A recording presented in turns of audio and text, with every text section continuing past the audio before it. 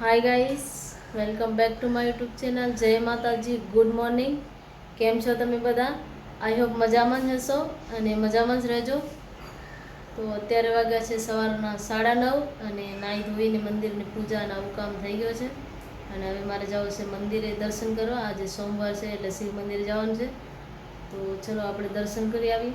હમણાં છે ને સ્કૂલની છુટ્ટી છે ને, તો રોજ ઉઠવામાં લેટ થઈ જતો હતો, તો પછી બધું ઘરનું કામ લેટ થાય ને બહુ મજા ના આવે.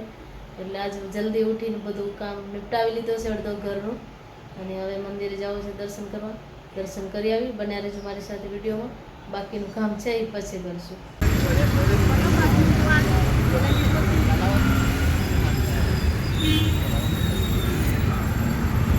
પૂજા માટે ફૂલ ને આવું બધું મેં લઈ લીધો છે અને હું આવી ગઈ છું શિવ મંદિરે. આ છે નંદી મહારાજ, ભગવાન ભોળાનાથનો કોઠિયો, અને આ છે શિવલિંગ. તો તમે દર્શન કરી લેજો અને હું પણ પૂજા કરી લઉં, કેમ કે પૂજા કરતી વખતે મને વિડીયો લેવા નહીં ફાવે. તો આપણે મળીએ થોડી વાર પછી. હવે જો મંદિરેથી આવી ગઈશું ઘરે અને ભૂખ લાગે એટલે નાસ્તો પણ કરવો પડે ને. આપણે કરશું નાસ્તો. અને આ બે ભાઈ લાગી ગયા છે હોમવર્કમાં. યાને જ્યારે નાહવા જવાનું કહું ત્યારે જ હોમવર્ક કરવાનું યાદ આવે, નાહવાની આળસમાં.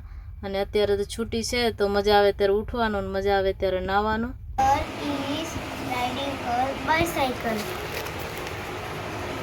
A boy is climbing a tree. A woman is driving a car. A man. તો હવે સાંજનો ટાઈમ થઈ ગયો છે અને કપડાં સુકાઈ ગયા હતા, મેં લઈ લીધા છે. કપડાં ઘડી કરવાના છે. આમાં અડધાક ઇસ્ત્રી કરવાના છે અને અડધાકમાં ઇસ્ત્રી નથી થાય, મેં એમ જ રાખવાના છે. અત્યારે હવે ઠંડીની સિઝન આવી ને તો સાંજ બહુ જલ્દી થઈ જાય છે. આ એક શર્ટમાં કલર લાગી ગયો છે, મારા જ હાથથી લાગી ગયો છે, એટલે કોઈને કાંઈ કહેવાય નહીં. સાફ થશે કે એ તો ભગવાન જાણે, પણ નુકસાન થઈ ગયો આટલો મારો. જો નવો જ શર્ટ હતો, બેસ્ટ ટાઈમ પહેર્યો હતો હજી. તો હવે જમવાનું બનાવવાનો ટાઈમ થઈ ગયો છે. અને જમવામાં જ આપણે બનાવવાની છે દાળ ઢોકળી. તો એના માટે મેં દાળ પલાળીને રાખી હતી. કલાક દોઢ કલાક જેવો ટાઈમ થયો અને મેં પલાળી રાખી હતી. અને હવે આને કુકરમાં બાફી લઈશું અને દાળ માટેના મસાલા છે એને રેડી કરીશું. તો દાળને મેં બાફવા મૂકી દીધી છે અને આ બાજુ ચોખા પણ મૂકી દીધા છે મસાલા ભાત બનાવવામાં. દાળ ઢોકળીના મસાલા પણ મેં રેડી કરી લીધા છે, અદરક, મરચાં, લસણ ને બધું. અને આ છે ઘઉંનો લોટ, જે આપણે ઝીણો લોટ રોટલી માટે યુઝ કરીએ એ જ લોટ લીધો છે. મસાલા બધા કરી લીધા છે, ધાણા, જીરા, મરચાં ને બધું. તો હવે પહેલાં હું લોટ બાંધીને ઢોકળી બનાવી લઈશ. અને આ બાજુ જુઓ આમલી પણ મેં પલાળીને રાખી હતી. આ દાળ થોડી ખાટી મીઠી હોય ને તો એનો ટેસ્ટ બહુ સરસ આવે. તો આમલી અને ગોળ બે બહુ જરૂરી છે આમાં.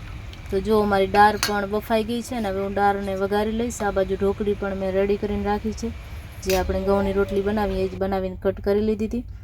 અને દાળ પણ હવે વઘારી લીધી છે અને ઉકળે એટલે એમાં ઢોકળી બધી ઓરી દેવાની છે.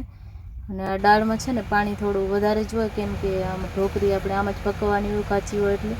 તો જુઓ સરસ મારી દાળ ઢોકળી બની ગઈ છે, એકદમ છૂટી. તો જો ગાઈસ, ફાઇનલી આપણી દાળ ઢોકળી બની ગઈ છે. અને હવે વિડીયોને આપણે અહીંયા એન્ડ કરશું આજનો બ્લોગ. જો આનું આપણે ઇન્ટરવ્યૂ લઈશું. કેવી બની છે આપણી દાળ ઢોકળી?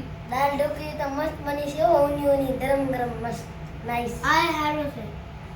બિરયાની, મસાલા ભાત. મસાલા ભાત છે હારો છે.